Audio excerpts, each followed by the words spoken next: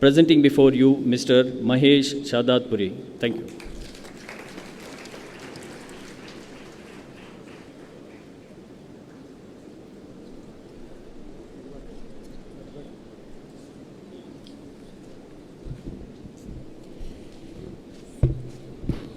Thank you for that lovely introduction. I was a bit embarrassed. Sorry to bore you all with such a long introduction. Many people just ignore everything else and just focus on the fact that I ride a Harley or I race a sports car. And learning the bike happened here in Manipal. So, good afternoon.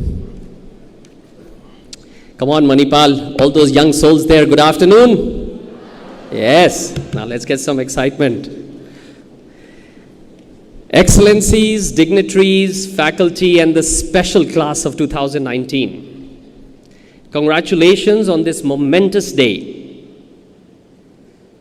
You are here where I was many years back. I'm a product of Manipal. We are all a product of Manipal. Aren't we the best? That's good. I think the fans are having effect. Good. We share so many experiences together. I was last night walking on the road outside. You have a really fancy mall there. We didn't have that. We didn't have McDonald's or Subway. That's why I went and opened a Subway. No, I'm just kidding. We had Big Daddy's. We had Shanties. I still remember their small cheese sandwich, and I loved the filter coffee.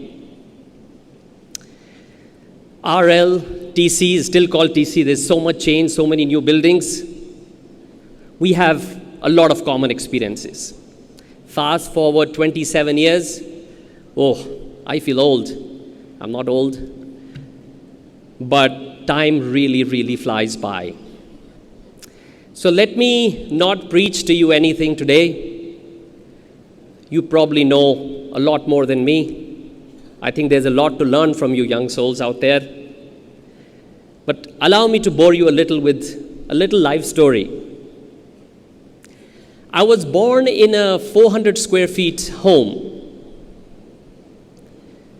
My wife is in the front here. She doesn't like me to say this, but her shoe cabinet is probably that size today. And my parents migrated from Pakistan in 1947, and it was a refugee colony. I was lucky that I had a father who got selected into the Indian Foreign Service, and we went around 5 countries. It was very interesting, but it was also hard for this young boy who had to keep changing countries every 2 to 3 years and work really hard at getting accepted from one class to another class. I will weave into certain life lessons, and the life lesson, and in my speech, and the life lesson there was, I had to quickly adapt. I had to quickly make relationships fast. I had to quickly build trust fast. And I'm connecting as I get older, all the different dots that I have in my life, and how they have actually come together. And I'll try to paint you a story, maybe a little boring one. At school, I went to the Air Force School in Delhi for the last 4 years, and I think about 5 schools around the world. Some as far as America and China, and some as Saudi Arabia and Libya. And, you know, it used to be quite hard in those days. The boarding house there was very tough. I remember the first day they woke us up, ting, ting, ting, ting, ting, the bell at 5:45 in the morning. I wasn't used to it. I actually turned up at 6:15. I was just getting still dressed up. And the guy and the professor said, you know, give me 20 laps of a double basketball court. I was like, whoa. The bullying was intense. The discipline was really hard. I have to tell some of you that bullying is not a sign of things to come. But that really showed me and taught me how to be disciplined and how to stand up for myself. At Manipal, after that, I loved it. I was really happy to see anti-ragging posters. I wish there were those posters there back then. I was a freshie. a freshie with a white shirt, white pant. We weren't allowed to wear shoes, bata chappal. We weren't allowed to wear a watch. Clean wrist. I had a nice mustache, by the way, but thanks to those seniors who made me shave it off, I think I look better like that. And our hair had to be cut really, really short. I think our protector was this nice gentleman sitting in the front, Professor KK. Thank you for protecting. I don't think you were very successful then, though. We got ragged quite a bit. But generally, the friendships we made here were amazing. But soon the friendships and everything ended, and we had to start looking for a job. In those days, not many companies came here, and some of us got jobs, and I didn't. I was a good student. I had a DIST, which stands for distinction. I don't know whether you still use those words here. But I didn't get a job. What was wrong? I couldn't stay in India because my father had just moved to Dubai, so I left for Dubai. In Dubai, nobody would give me a job. I struggled. I struggled on the phone. Nobody would even give me an interview. I still remember going to IBM, or the agency of IBM in those days in 1992, and he said, "You really are brilliant, son, but I don't have a job for a fresher." What was I learning? And if I connect the dots, I think rejections make you stronger. I think you need to adapt. Finally, I got a job in Dubai. They said, "You're going to fix computers." Wow, I did a degree in electronics and I was going to fix computers. Actually, it turned out my boss didn't really teach me anything, and I was cleaning computers. So I quit that job in 3 months. I got another job, and I had a young guy. I hope he's not watching this speech. And he had just started a company. He didn't have even space for me. And he put my desk in the corridor. I was like, really? And he would come every morning. He was American educated, and sit back on his reclining chair and go, "What's up, man?" to his friends. And I was like, what the hell is he going to teach me? So I said, let me take life into my hands. I went down to the basics. I started making calls to unknown people. It was very hard. I had to push myself to get outside my comfort zone. But that's when I really realized that I was good at sales. And that's very critical when I tell you about my story, personal and in entrepreneurship. But the life lesson here, probably for some of you, is get down to the basics when you're unsure. But I got bored again. I get bored very easily. That's another story for another day. And I left to go to Boston. I went to do my MBA. I loved Boston University. I think I made my first 30 friends, and they had like 35 friends in 30 nationalities. It was just amazing. 2 years passed very fast. I started looking for a job in the second year. I looked. I thought I was quite international with my background. I thought I was quite American. But it was very difficult to get a job. And more so difficult because I needed a marketing job, not an engineering or IT job or a sales job. I felt I was more good with people. And I felt that I was connected to the country. I knew the culture. I still remember, I have to confess, going for a job in sales. And I have to confess, I couldn't understand their English. It was so slangy. It was so like street slangy. And I came back very dejected. I searched. I think I had 50 versions of my resume. I got rejected out of interviews, and I thought I wasn't good enough. But finally, I hit a jackpot. After 12 interviews, I got a job with Intel. Great company. In those days, that fabrication facility where the Alpha processor was getting manufactured was called Digital. One of the first computer companies like IBM. It opened its office in Bangalore in 1999, and I remember we went for our industrial training there. So, things do work out. Be culturally open, adapt, persevere. Don't give up. I loved my job. I loved working there. It was a big company, great health insurance. I went out. I bought a big TV. I bought a nice sports-looking car, a red car. I bought a couch. I couldn't afford a coffee table, so I never had a coffee table. And I went to the Department of Motor Vehicles there and got a license plate. And I went in the front and I said, give me a license plate. And they said, you can have any number you want. I said, really? And they said, yeah. I said, how much is it going to cost me? They said, $100. In Dubai nowadays, that goes for millions of dirhams. So it's very cheesy, but I got a license plate called Mahesh. I have a photo with Mahesh, red car, and I was so excited. It was such a great time. But soon again, I got bored. I don't think I was challenged enough. And I remember my state of mind that time. I, in fact, went to a mall and I saw a book. And the title of the book represented my state of mind. And it said, I would be happy with what I want to do if only I knew what I really want to do. I was so confused. So I'm learning, I'm connecting the dots here, and I think that I needed challenges, and working in a big company wasn't challenging enough for me. And finally, I was like, let's do my own company. I've always wanted to do my own company.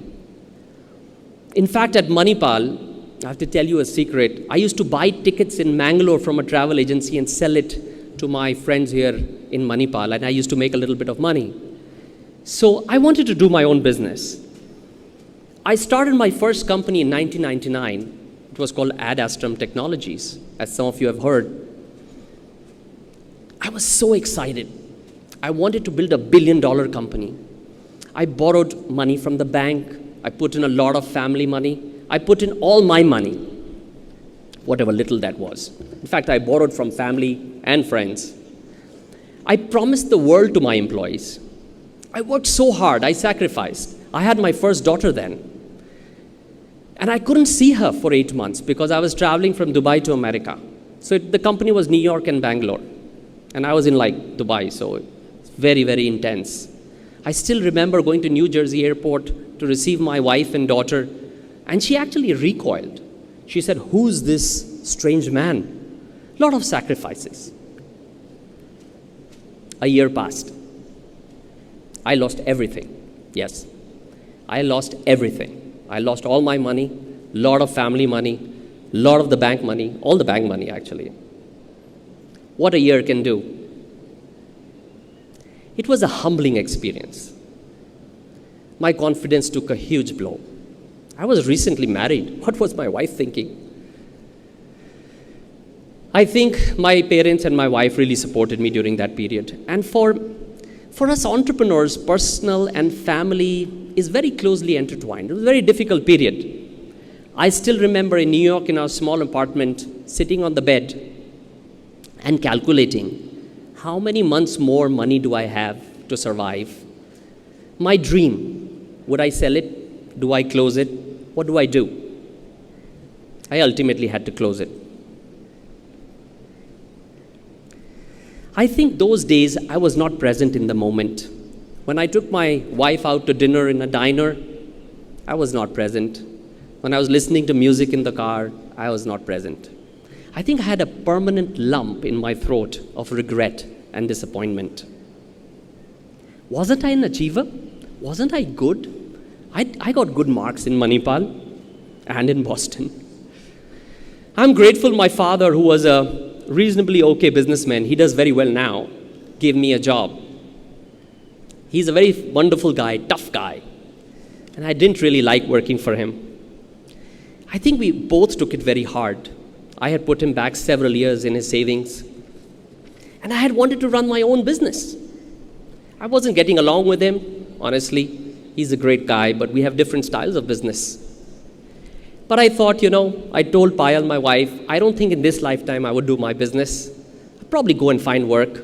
I used to feel a little odd when I looked at my peers, my friends who worked for their dad's businesses. And then one day, just like that, I started feeling ready again. I had learned from my father's business. I was working with him for about 3 years. What he does and I would not do, and what he didn't do, and I must do. Things that were so obvious that I had missed in my first business. And I was getting bored again. I was ready to do it again. I wanted to do it again. I wanted to start a company, carefully this time, and grow it very fast and very aggressively. That's when I started a few companies that are part of my group today. I think it all came together. A making of something. Smelting and preparation in the furnace of life. I wanted to create a company, something special, something different. I wanted a company on rocket fuel, on steroids. That was exciting. To build something the best in the world. Nothing less would do, to be number one. Today we have won, as you heard, 21 awards. The President's Award, the Prime Minister's Award. We have 5,000 people from 77 nationalities. We have operations in 20 countries. We have a consumer electronics business. We have 80 million customers. We have a private electronics brand. We have a food business. We have a logistics business. We have a restaurant business. Mom and Dad, I think I did okay. My professional journey is a very fulfilling one. I love what I do, but it's been a journey of sacrifice, hard work, and living on the edge many times. I think founding and running a company is one of the most holistic and balancing acts. One has to be good at so many things: marketing, strategy, human resources, processes, technology, systems, and what's good at one stage may not be really good at another. The uncertainties, fears, and doubts are a constant battle. And most of the times, ladies and gentlemen, it's lonely at the top.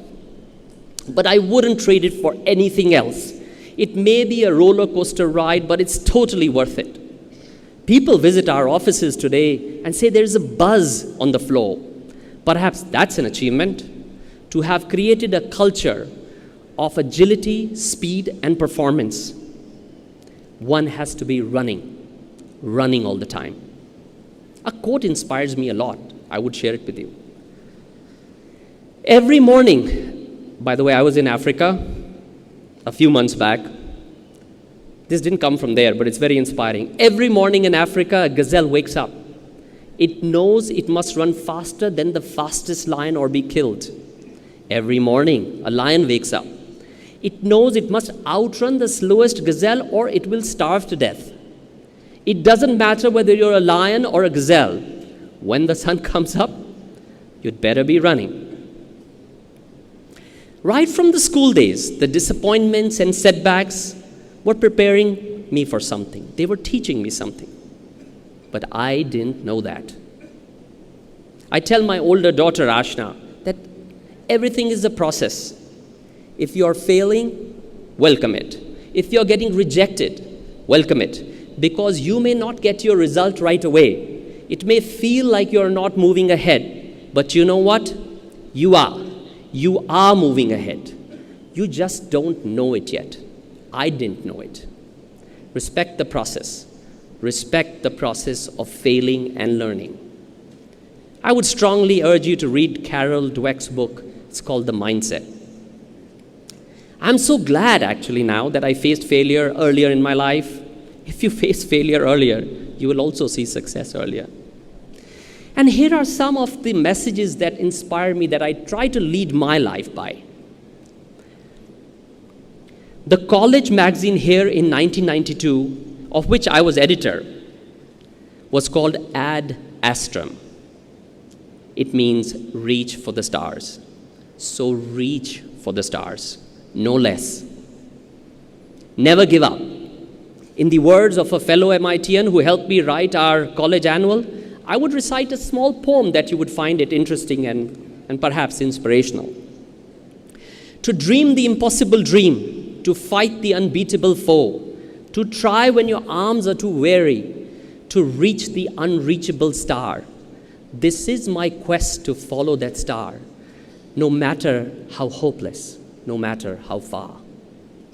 Is it worth the effort? Can I do it? Are the odds against me?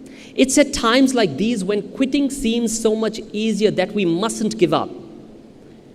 It's this ability to hold on a minute longer than the others that differentiates the leader and the led. It differentiates the people who succeed and who do not. Don't stop learning. I went back to Harvard Business School to do an OPM course. Fantastic. Don't stop learning. Learn from everywhere. Learn from everyone. Learn from nature. Learn from kids. I learned so much from you all. And kids, smaller kids. Learn from animals. Learned so much in my African safari trip. There is learning everywhere if you are curious and you have the humility to absorb and accept. Diligence and discipline are magical words. The key for success is execution. Get up and do it. Take the first step. Take the second step. Follow up. Make sure it's done. Be passionate. Go for what you love. Money and success comes to those who pursue their dreams and passions. Explore. Blossom. Get out there. Play a little. Experiment a little. Be you. Be you. And finally, maybe your parents and teachers have told you this. Exercise. That's the best calmer and natural high and releases endorphins that make you naturally happy. One more thing. Meditate. If you meditate, you can change the world. Take a few minutes out. Breathe. Breathe. And calm your mind. And you will get solutions to many of the complex problems that you may face, especially when you're alone. At least I do. Some okays and not okays. It's okay to be disappointed, but it's not okay to not try again. It's okay to be unloved. It's not okay to not love again. It's okay to be wronged. It's not okay to not forgive. It's okay to fall. It's not okay to not get up and not to run again. It's okay to feel disappointed, sad, and judged. It's not okay to feel limited and capped. Can I ask you a question? And I always ask many people. Are you 100% sure you'll wake up tomorrow? Let life be. Let it flow. Love it. Live it. Be present in the moment. Life will work out. I spent too many years worrying and being anxious and not being in the moment. This happens when you're very focused. You don't see anything around you. But life is about seeing the forest and then seeing the leaves. It's about being at 50,000 feet and at 50 feet. And it's an important skill to build. So don't worry. Don't worry if you don't have the grades. Don't worry if you don't have a job yet. Don't worry if you don't have a girlfriend or a boyfriend or both. Because life will sort itself out for you. Stay in the moment. Stay in the moment. My 15-year-old daughter Anya loves to bake. She keeps telling me, Papa, I follow the exact recipe and my cake comes out exactly right. I was telling her the other day. She said, Papa, write it. Humans are different. They need to be baked in the fire of failure. But with humans, if you put all the same ingredients as per the recipe, the result is different every time.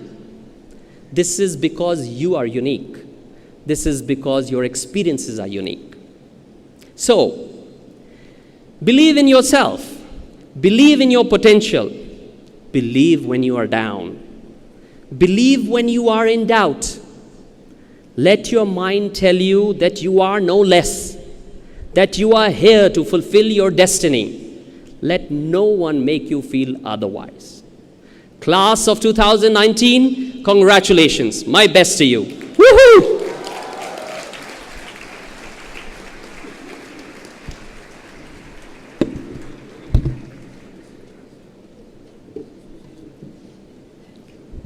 That was truly inspiring. Thank you, sir.